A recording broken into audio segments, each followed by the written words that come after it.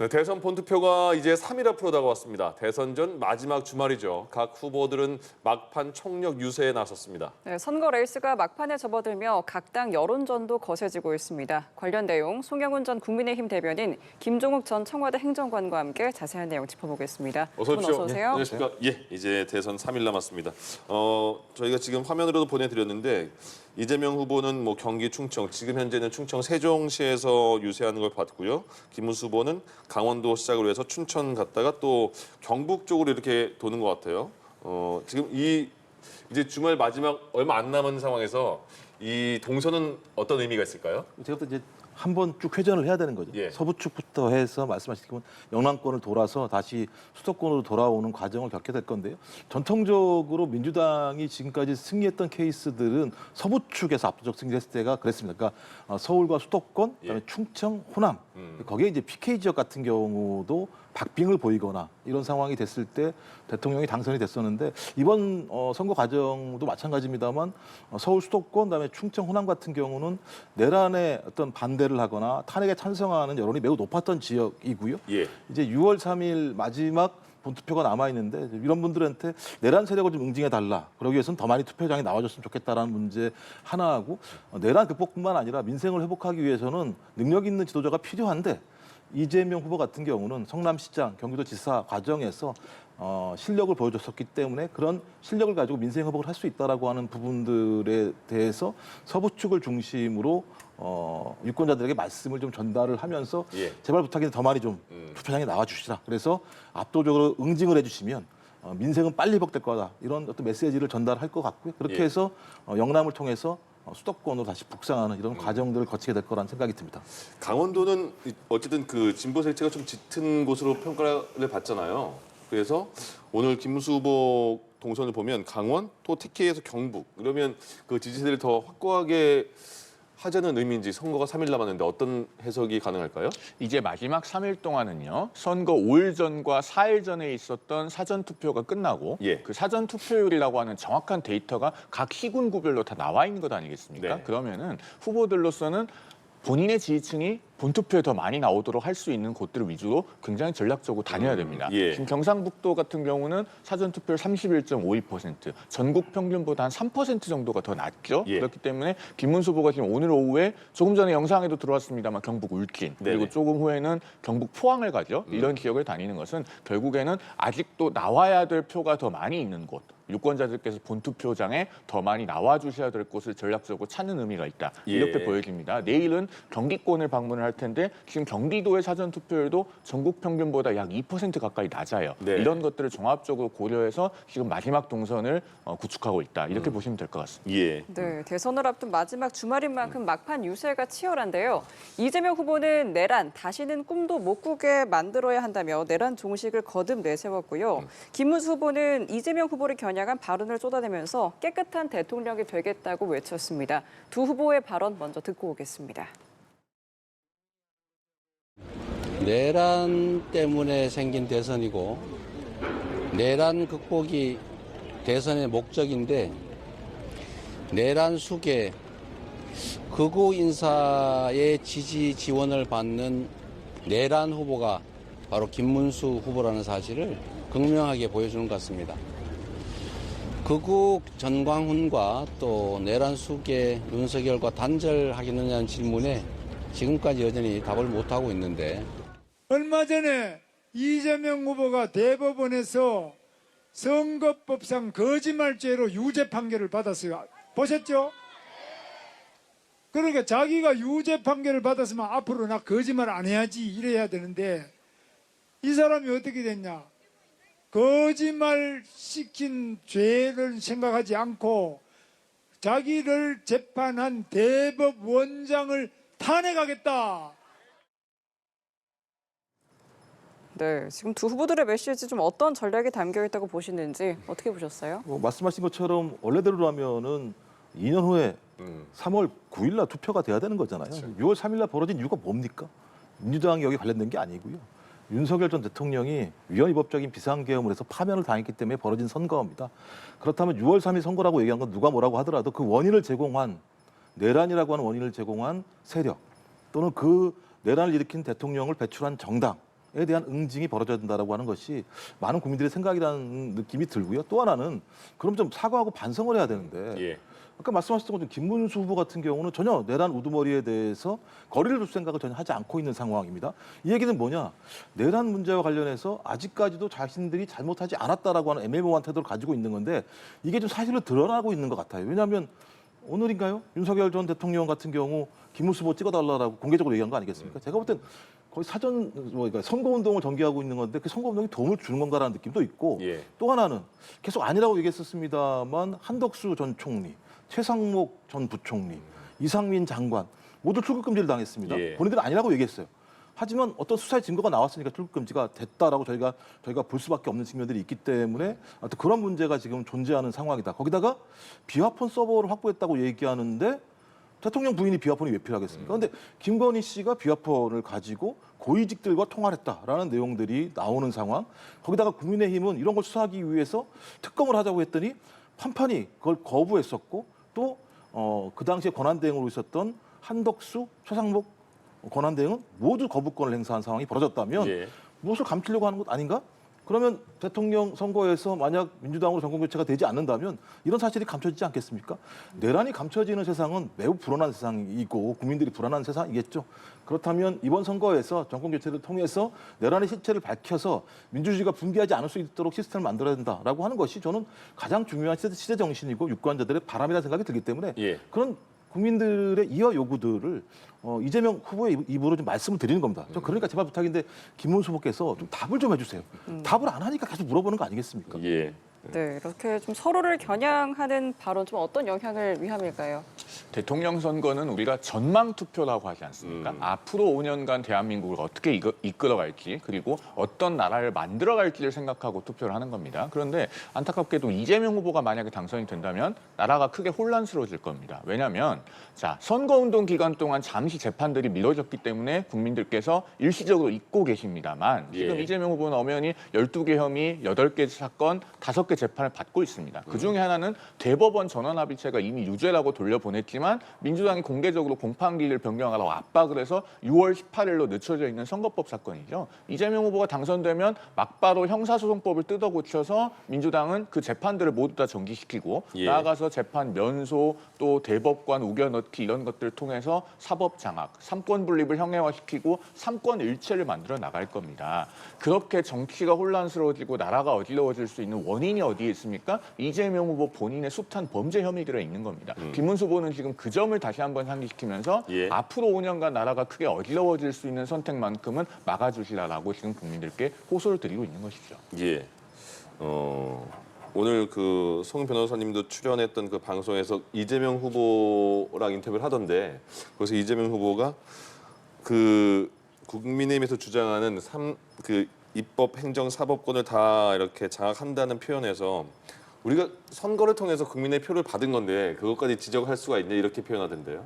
그런 발언을 했다고 한다면은 예. 그것은 민의를 완전히 오도하는 것이죠. 예. 그러니까 국민들께서는 행정 권력에 대해서 대통령 선거를 통해서 위임을 하는 것이지 예. 기본적으로 우리 헌법이 정하고 있는 삼권 분립마저 허물어뜨리거나 그 경계를 바꿔놓을 수 있는 권한까지 주시는 것은 아닙니다. 예. 만약에 선거로 선출됐다고 해서 모든 것을 다 할 수 있다고 생각한다면 헌법은 왜 있는 거고 권력 분립은 왜 있는 것이겠습니까? 예. 그동안에 역대 어느 정부도 이렇게까지 삼권 분립을 형해화시킬 수 있을 것이라는 우려를 받지 않았고 민주당에서도 김대중 대통령, 노무현 대통령, 문재인 전 대통령까지도 이 정도로 큰 우려를 산 적이 없어요. 예. 과연 왜 이재명 후보만큼은 삼권 분립이 무너질 수 있을 것이라는 우려를 받고 있는 상황인가? 예. 민주당과 이재명 후보가 깊이 돌아봐야 될 일이다라고 생각합니다. 그래서 삼권을 장악해서 총통 역할을 할 수도 있다 이렇게 비판을 하더라고요. 12월 3, 4일 같은 일이 벌어질까요, 아무리? 그 정도 한 정당이라면, 또 그 정도 한 대통령이라면 국민한테 죄송해야 되는데, 뭐 계몽령, 2시간밖에 안 됐는데 아무 일도 벌어지지 않았는데 이런 말씀하셨잖아요. 예. 사과하지 않는 정치 집단에게 다시 권력을 맡기면 그 사고는 또 터질 수밖에 없다라는 말씀을 드리고요. 저는 국민의힘은 매우 무능하다는 생각이 들어요. 3년 내내 이재명 사법 리스크만 얘기했습니다. 그럼 그 정도 얘기했으면 국민들이 인정했어야 되는데 국민들이 인정하지 않았습니다. 국정운영 3년 잘했으면 국회의원들 많이 뽑아줬겠죠. 국정운영 제대로 못했으니까는 192대 108 된 거 아닙니까? 그럼 사과해야죠. 고개 숙여야죠. 그 와중에도 또 예를 들면 이재명 대표의 사법 리스크를 물건으로지는 전 무능함이 있다라는 말씀을 드리고요. 또 하나는 이재명 당대표가 뭘 했죠? 국정 운영을 했습니까? 국정 운영을 하지 않았는데도 불구하고 그럴 거라고 계속 얘기를 하고 있어요. 그런 행위를 누가 했느냐? 그건 윤석열 전 대통령이 한 거예요. 제가 볼 땐 공포 마케팅 하지 마셔야 됩니다. 그리고 예. 말씀하셨던 것처럼 입법이라고 하는 그 어떤 국회의원의 의석수 같은 경우도 국민의힘이 만약에 국정 운영을 잘했으면 그렇게 안 됐겠죠. 그렇다면 반성하는 게 원칙입니다. 그래서 192대 108이 된 겁니다. 그리고 난 다음에 대통령 지금 선거가 있습니다. 원래대로는 2년 후에 벌어질 건데 갑자기 더 큰 권력을 장악하려고 위헌위법적인 비상계엄을 통해서 지금 파면돼서 선거가 이루어진 것이고 예. 여기서 국민들이 파면당한 정당의 국민의힘의 후보를 선택할 것이냐 아니 그렇지 않은 후보를 선택할 것이냐 물어보면 상식적인 거 아닙니까? 상식적으로 얘기하면 그렇지 않은 정당이 뽑아야 되는 거죠. 그래서 그런 후보가 뽑혔어요. 근데 총통이라고요? 아니죠. 그런 국민들이 요구해서 뽑아준 어떤 국민들을 위해서 정치를 잘해야 되는 게 상식인 거죠.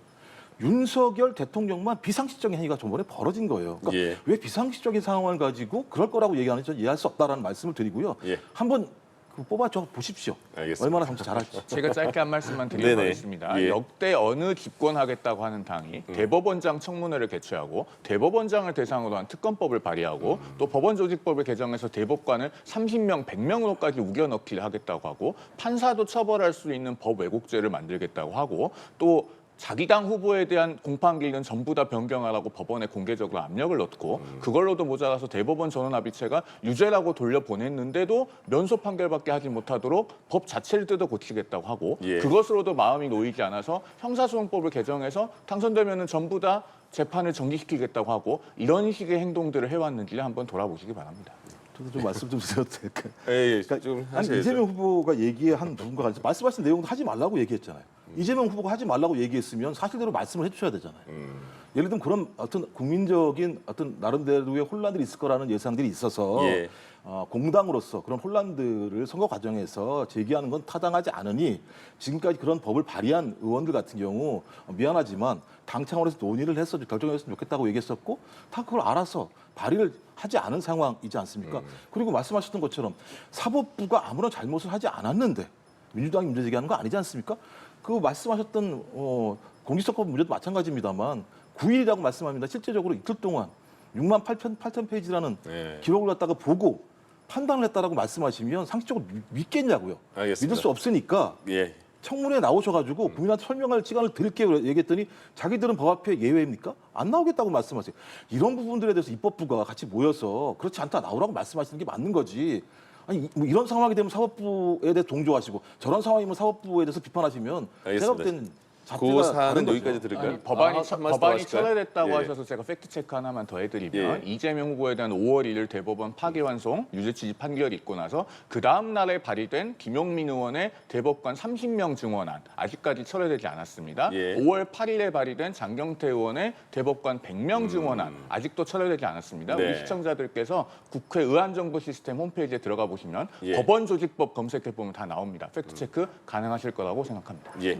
그 계속 말씀드려도 되는지 예, 모르겠습니다. 더 이어가는 것보다 여기서 정리하고 다음 주제로 가볼까요? 네, 그렇죠. 왜냐면 그 장경태 의원은 처리한 게 이게 소위원회로 넘어갔나 아무튼 그런 얘기가 있더라고요. 그래서 본인이 처리할 수 없는 상황이다라는 그 기사는 봤는데 좀 더 기다려 보겠습니다. 뉴스타파에서요, 예, 리박스쿨이라는 그 업체라고 해야 되나요? 여기에 댓글팀 의혹을 제기했습니다.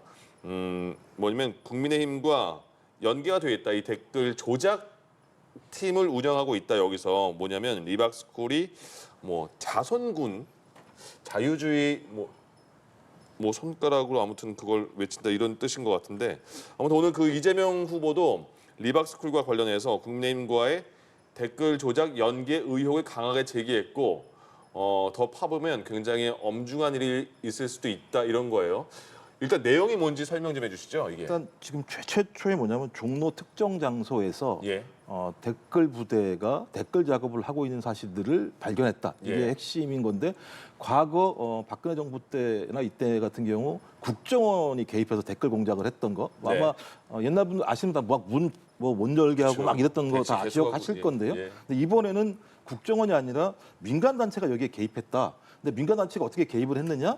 저희 늘봄학교라는 게 있는데 예. 늘봄학교의 교사 자격증을 믿기로 해서 이 민간단체에 들어온 사람들이 댓글 공작을 하게 했는데 여기에 주체가 리박스쿨이라는 곳이다. 예. 리박스쿨이 자유필승 선고학교라는 교육생을 모집을 했었고 이런 사람들의 모집을 통해서 늘봉교사 자격증을 주겠다 이렇게 얘기를 했다라는 거죠. 그래서 이 상황들을 보니까 어떤 형태로든지 여기에 국민의힘이 이재명 후보에게 아주 안 좋은 댓글을 올리려고 했었고 이건 선거에 개입하는 문제가 분명히 있는 건데 예. 이 리박스쿨의 협력기관으로 김문수 TV라고 하는 부분이 협력기관으로 돼 있더라. 아. 그러니 이 부분에 대해서 설명을 해달라는 거 하나 하고 예. 또 하나는 늘봉교사 자격증을 그냥 줄 수 있는 게 아니에요.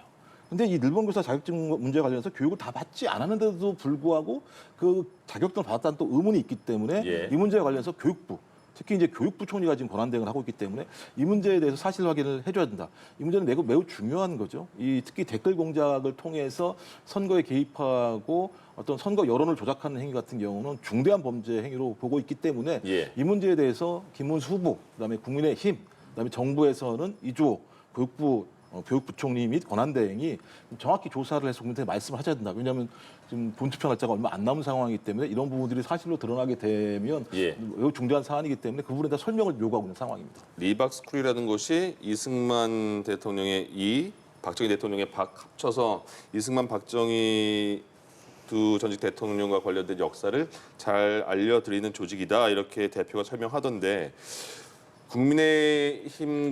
국민의힘에서는 그 오늘 메시지가 나온 게 전혀 그 미디어 특보에서 나왔나요? 전혀 그 국민의힘과 리박스쿨은 관련이 없다 이렇게 성명을 냈더라고요. 이 댓글 조작과 관련해서 이 의혹 어떻게 봐야 될까요? 당에서는 일단 관련이 없다고 입장이 나온 상태고 예. 미디어 법률단에서 지금 법적 대응을 하겠다고 합니다. 네. 불법적으로 댓글 공작을 벌이는 집단이 있다면 수사받고 처벌받아야 될 일입니다. 다만 예. 지금 선거가 3일 남았는데 네. 특정 인터넷 매체의 보도만으로 대선 후보와의 관련성을 단정하는 것은 대단히 섣부르다는 생각이 들어요. 예. 그리고 그 뉴스타파라고 하는 매체가 과거에도 김만배 신앙님 녹취록 보도 관련해가지고 그렇죠. 예. 대단히 부적절한 행위를 해서 문제가 되었던 곳 아니겠습니까? 네. 그렇기 때문에 사실관계를 섭부르게 단정할 수 없다라는 생각이 들고 한 가지만 덧붙이면은 예. 민주당에서 이 댓글을 문제 삼는 것은 국민들께서 많이 지금 보시면서 웃으실 거예요. 지금 민주당 총괄선대위원장이 누굽니까?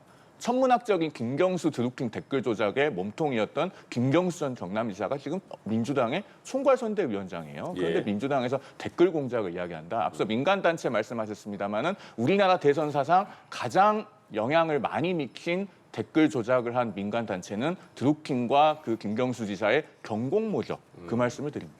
제가 볼 때 누워서 침 뱉기라는 생각이 들어요. 예. 예를 들면 민주당 김경수 전 지사만 문제가 있는 겁니까? 아니, 국정원 사람들 데려다가 댓글 공작한 데가 어딘데요? 그러니까 제가 볼 때 이런 문제 관련해서는 서로 상대방을 공격하는 수단으로 사용하는 게 아니고요. 예. 여기 사실을 밝혀서 어느 공당도 앞으로 이런 댓글 조작 같은 걸 하지 말게 해야 된다고 말씀을 하셔야 되는데 당신들 했잖아. 근데 그렇게 말씀하신 분도 하셨잖아요. 그건 누구를 또 민간단체도 아니에요. 국정원이라고 하는 공무원을 동원해서 한 데가 그쪽 아닙니까? 그러니까 제가 볼 때 이렇게 말씀하시면 진짜 그야말로 국민들한테 정치권이 혐오를 받게 되고 신뢰를 잃게 돼요. 그러니까 사실관계를 밝히시면 되는 문제입니다. 서로를 공격하기 이전에 그런 문제가 나왔고 이런 문제를 알게 된 과정들은 뉴스타파라고 말씀하시는데 잠입 취재를 통해서 사실을 확인했어요. 그럼 보도하지 않습니까? 아니 언론이라고 하는 데가 그런 사실들을 제보를 받아서 확인을 했어요. 확인을 했는데 선거에 영향을 줄까 봐 뭐 거기가 무슨 선거에 개입되는 것도 아닌데 그런 내용들 가지고 그러면 선거 후에 예를 들면 보도하라는 말씀이신지 저는 그건 제가 볼 때는 언론의 역할에 대해서도 제가 볼 때는 제대로 이해하지 못하시는 것뿐만 아니라 소위 댓글 공작이라고 하는 가장 중대한 문제와 관련해서 그 핵심적인 본체 그것을 막기 위한 것보다는 상대를 공격하기 위해서 본인도 그런 일을 각오했으면서 너무한 거 아니냐라고 비판하시는 건 제가 볼 때 부당하죠. 그런 거 어때요? 그 뉴스타파 내용을 잠시만 짧게 보면 그 민주당에서 의혹을 제기하는 부분이 이런 것 같습니다. 그 리박스쿨의 대표가 조정훈 의원실에 그 문의를 해서 조정훈 의원과 같이 학부모 연대로 김문수 후보 지지를 선언하는 거 있잖아요. 기자회견장에서 기자회견 한 게 있잖아요. 그러니까 같은 모습을 같은 화면에 같은 자리에 공개된 공간에서 같이 있으니까 그게 또 의심으로 증폭되는 게 아니냐 이런 그 생각도 할 수 있지 않을까 싶은데요. 제가 앞서도 분명히 말씀드렸습니다마는 불법적인 부분이 있다면은 댓글 공작을 하는 단체는 주체를 막론하고 다 수사받고 처벌받아야 됩니다. 예, 제가 예. 앞서도 그 부분을 분명하게 말씀드렸는데 네. 우리 김종욱 행정관님께서 아마 제가 말씀드리는 것은 좀 충분히 듣지 않으신 것 같다라는 말씀을 드리고요. 그다음에 어느 쪽이라도 이런 댓글 공작은 재발되지 않도록 해야 된다는 말씀 저는 100번 동의합니다. 그런데 민주당은 그러면은 왜 그런 천문학적 댓글 조작의 몸통이었던 김경수 전 지사를 무려 총괄선대위원장으로 기용하고 있느냐 그 부분을 말씀드리는 거예요. 재발 방지 의지가 있으면 적어도 그런 식의 인사는 하지 말아야 되지 않겠습니까? 그리고 예. 지금 제기된 의혹은 대선이 끝난다고 해서 아마 그냥 넘어갈 것 같지는 않고 지금 민주당에서 그렇게 문제 제기하면 앞으로 수사하지 않겠습니까? 예. 그 결과를 한번 지켜보겠습니다. 알겠습니다. 네. 자, 김문수 후보의 배우자 설란영 여사를 향한 유시민 작가의 발언 파장이 계속되고 있습니다. 김 후보는 오늘도 첫 유세 장소에서 아내가 자랑스럽다라고 적힌 티셔츠를 입고 나타났고요. 국민의힘은 단순 실언이 아니라 뿌리 깊은 여성 혐오이자 계급 차별의 민낯이라며 민주당에 공개 사과를 요구했습니다. 지금 이렇게 계속 파장이 이어지고 있는데 지금 상황을 좀 어떻게 보실까요? 일단 유시민 전 이사장의 발언은 대단히 전근대적이고 반여성적이고 반노동적인 발언이죠. 예. 이 유시민 전 이사장의 발언은 기원전 한 209년 정도로 돌아가도 시대에 뒤떨어진 발언입니다.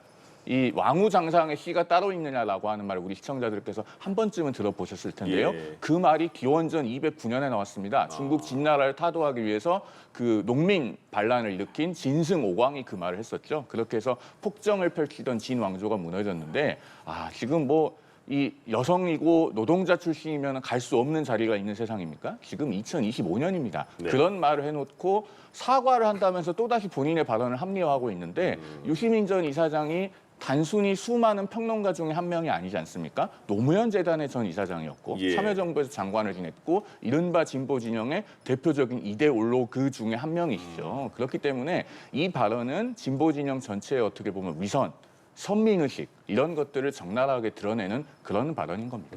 네. 이 후보도 이에 대해서 입장을 밝혔더라고요. 뭐 일단 저는 이 문제에 관련해서 핵심적인 내용들은 유시민 작가 스스로가 이제 어제 다 설명을 했었습니다. 예. 근데 본인이 그런 설명을 했다고 하더라도 국민들이 거기에 대해서 납득하기 어렵다거나 아니면 충분한 설명이 아니라고 얘기한다면 뭐 그건 유시민 작가의 전 잘못이라고 생각을 합니다. 근데 그럼에도 불구하고 이 사건과 관련해서 어떤 문제가 덮이고 있느냐? 이준석 후보의 발언 자체가 덮이고 있는 상황은 전 매우 우려스럽습니다. 예. 왜냐하면 유시민 작가가 선거에 나온 건 아니거든요.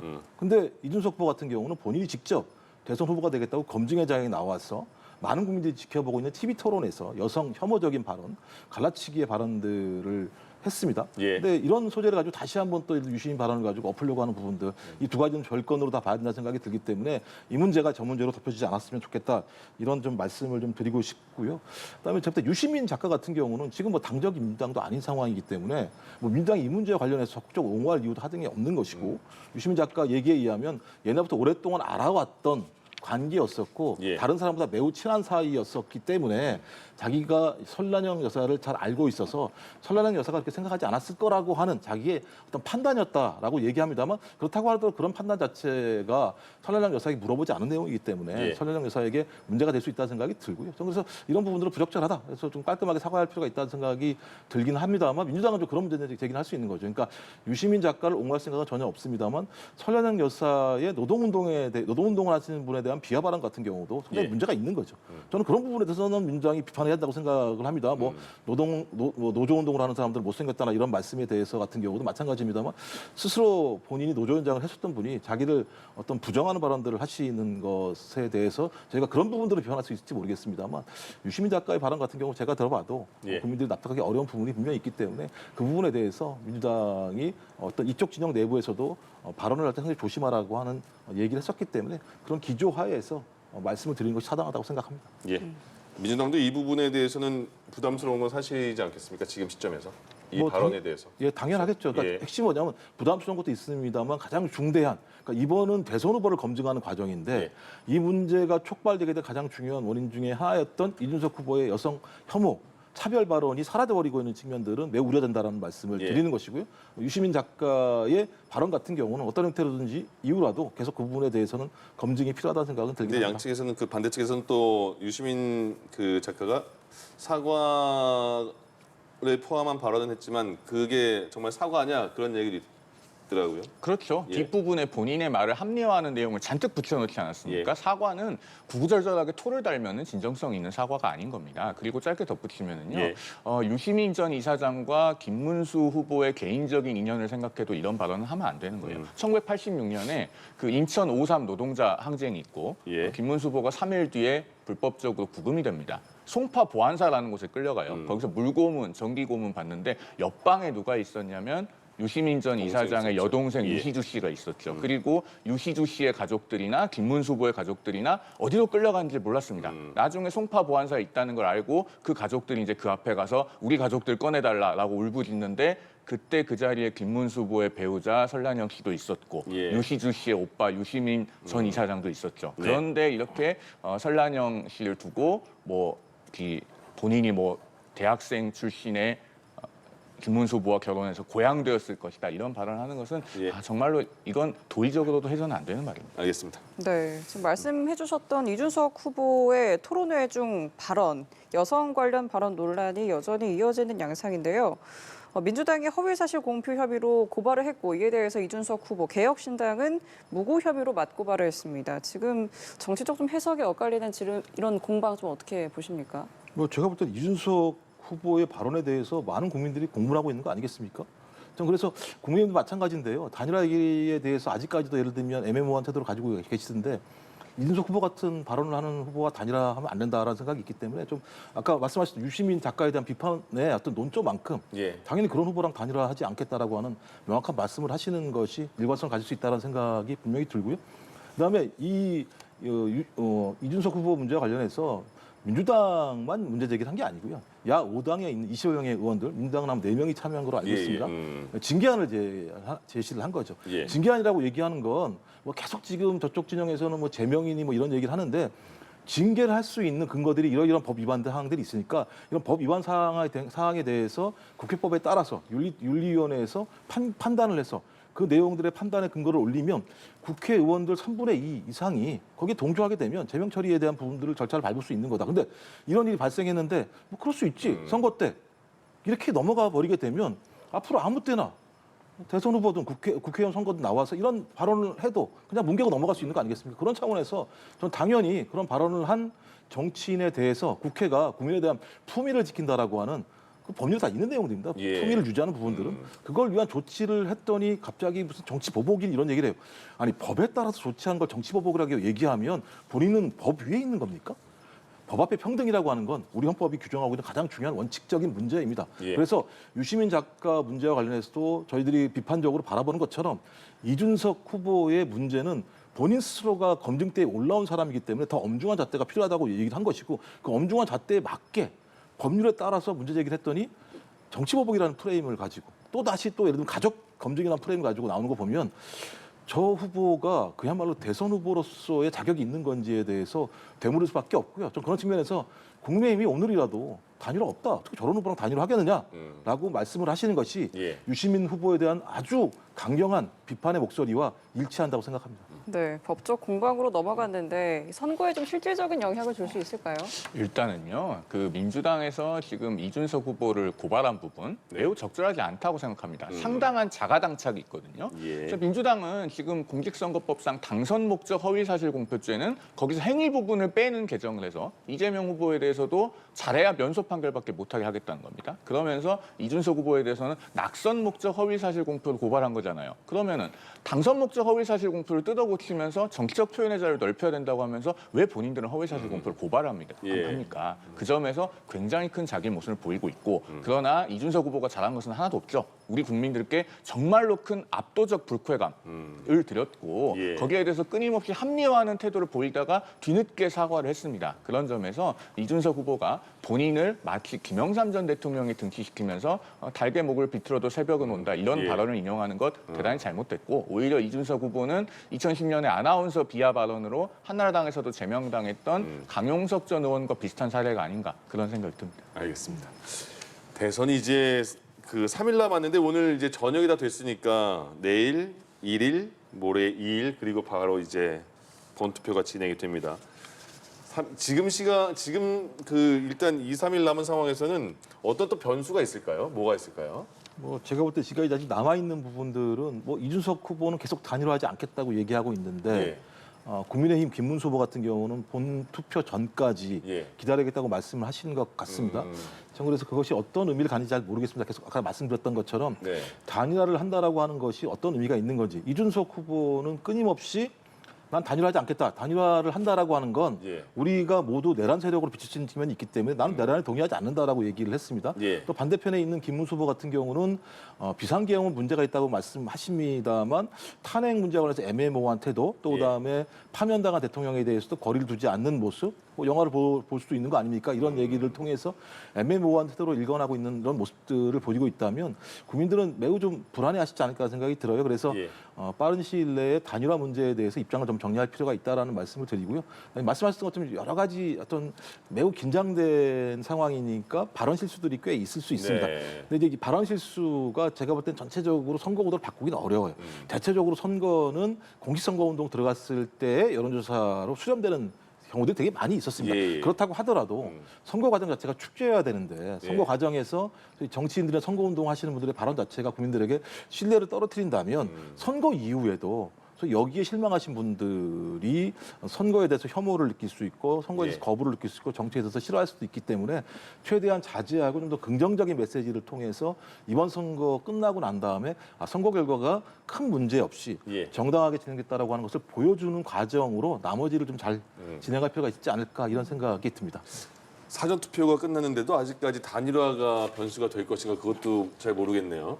단일화를 하지 않는다고 언명해달라고 자꾸 반복적으로 말씀을 하시는 걸 보니 좀 쫓긴다는 느낌을 받고 계시는 것이 아닌가 하는 생각이 드는데요. 저는 단일화는 이미 시작이 됐다고 봅니다. 예. 우리 유권자들로부터의 자발적인 투표를 통한 단일화가 시작됐다고 볼 수 있는 것이죠. 왜냐하면 이 여론조사 공표 기간에 들어가기 직전에 이준석 후보의 토론회 망언이 나왔습니다. 네. 아마도 많은 국민들께서 압도적 그 비호감과 불쾌감을 느끼셨을 것이고 예. 그렇기 때문에 이제 와서 이준석 후보에게 투표를 한다고 해서 그러면은 과연 10%를 넘길 수 있는가? 정말로 사표가 되는 것이 아닌가라고 하는 회의감을 많이들 느끼고 계실 거예요. 그러다 보니 이준석 후보를 찍으면은 이재명 후보가 당선된다라고 하는 말도 점점 더 힘을 얻을 것이고 예. 결국에는 이재명 후보와 김문수 후보 중에 누구를 선택해야 되느냐라고 하는 이 둘로 선택지가 좁혀지면은 네. 이재명 후보가 초래할 위험한 세상을 막기 위해서 예. 국민들께서 한쪽으로 표를 모아주실 것이다. 저는 이렇게 생각합니다. 그럼 큰 변수는 딱히 없는 거예요?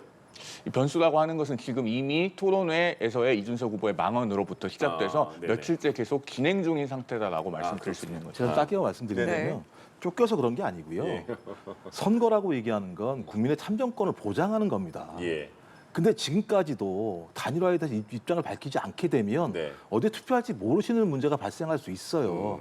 제가 국민 참정권 문제로 말씀을 드리면 그 원론적인 문제가 가장 중요하다고 생각하셔야 됩니다. 알겠습니다. 민주주의 핵심은 그거니까. 예. 근데 이렇게 말씀드렸더니 쫓긴다 이렇게 말씀하시는 건 제가 볼 때는 민주주의의 기본적인 원칙에 대해서 다시 한번 좀 고민해 주셨으면 좋겠다 이런 말씀을 드립니다. 여기까지 할까요?